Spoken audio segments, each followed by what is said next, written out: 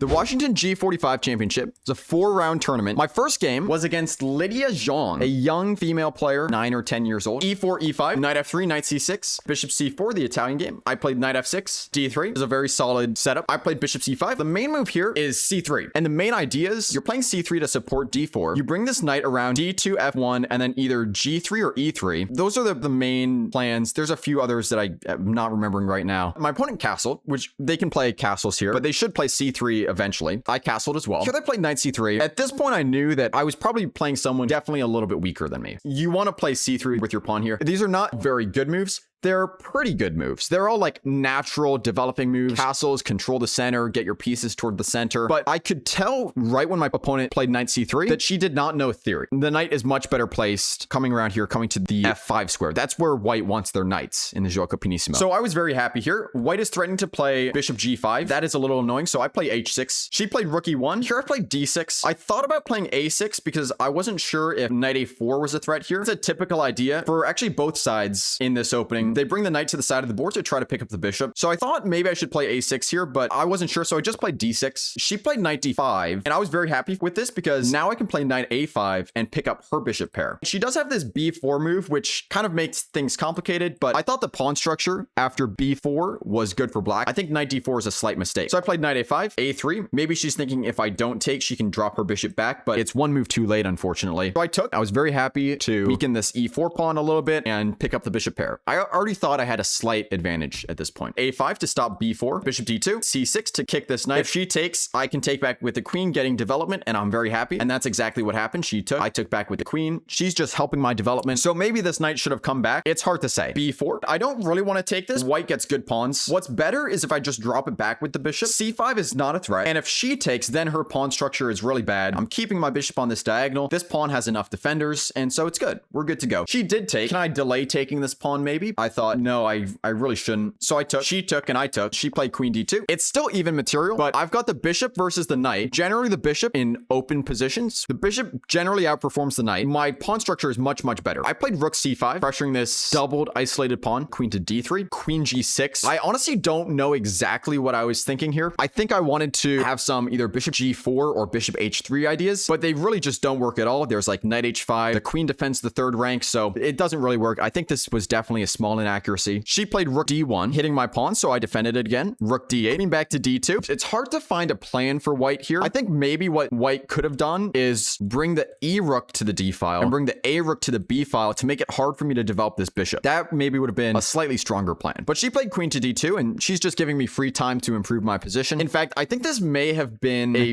game-losing blunder because she's hoping that I take here and I land into a 4. And I can't take the knight because my pawn is pinned. This was definitely some hope chess from my opponent, but I can just pin the knight, and now I'm winning C4, and there's nothing white can do about it. She played her queen to E2, so I took the C pawn, and I'm up a pawn now, which is good. Queen D3, hitting my rook. I played B5, and now the pawns are smiling. And this is like a very solid, my rook defends this, my other rook defends this, and it's in an outpost. It can't be attacked by any pawns. This pawn defends the rook. This is just a very good structure for black. Active pieces. She played F3, just a weakening move. This pawn is defended enough times. You're just weakening your king safety here. At this point, my queen is not really doing anything on the king side. I need to get my queen to the queen side so I can start hitting these weak pawns, and maybe I'll pick something up. So I started with queen E6, queen D2, queen D7, rook E3, and she's looking to triple up here. I played queen A7. She has to spend a move to unpin. She played king H1. But now I get queen C5. I'm hitting both of the weak spots. She didn't want to lose this C pawn, so she started with rook C1, but now I bring the other rook in. This queen defends the weak D6 spot as well. I play rook to A8. I'm hitting this spot twice, so you can't keep both weak spots defended. I'm going to be up 2 pawns. My opponent started with rook D3. Now if I take this pawn, then she gets my D pawn. There's no reason to allow white to take this, so I start with rook D4. Well, now I'm not attacking this pawn twice, so this rook can defend this pawn, but not really because I'm still attacking this pawn twice, and white actually only has it defended 1 time because this rook is pinned to the queen. So I played rook takes A3. Rook takes A3 and queen takes A3. You can't take the queen because you lose your own queen. If you take the rook, then I go queen A1 check. My opponent started with H3, which I thought was the best move as well. I simply played B4 because I need to make one of these a pass pawn eventually. I have to be very careful that I don't allow allow white counterplay against my king here. With the queens, there could be some possibility of perpetuals somewhere along the lines. She played rook takes d4. I played queen a1, queen d1, queen takes. Obviously, she can't trade because the king and pawn endgame is losing. She played queen b1. I played queen c4, stopping the queen from coming to a2. King g1. I think she didn't really know what to do here. I simply played d5. It can be a little bit nerve-wracking to give yourself this isolated pawn here. You have to remember that even if she takes, I take back, and one of these pawns will become a passed pawn. It should be winning, but she did not take. She simply played queen b2. Okay, now I can play d5. The position is more closed than if she would have taken, right? Because now the position, it's a little bit more open. It's still not super easy for her queen to get into here and start harassing my king. I think taking would have been a little bit stronger resistance. She played queen b2. I played d5. Here I could have played queen d4 check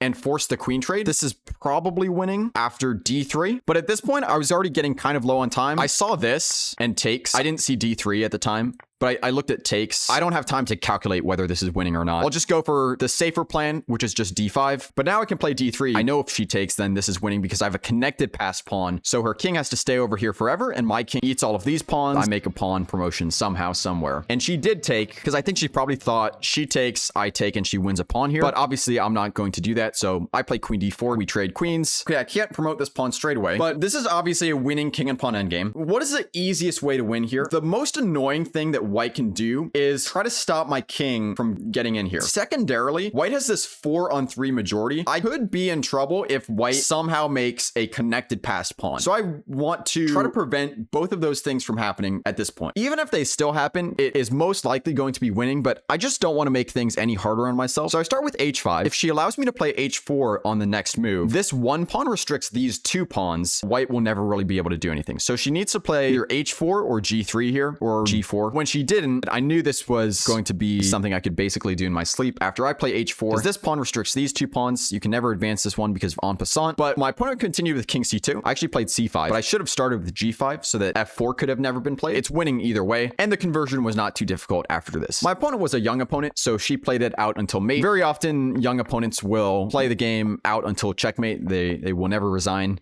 They're told not to resign. She played really well, actually, for only being 9 years old. I was going into round 2 with a win. And in round 2, I was playing Lucas Sauve.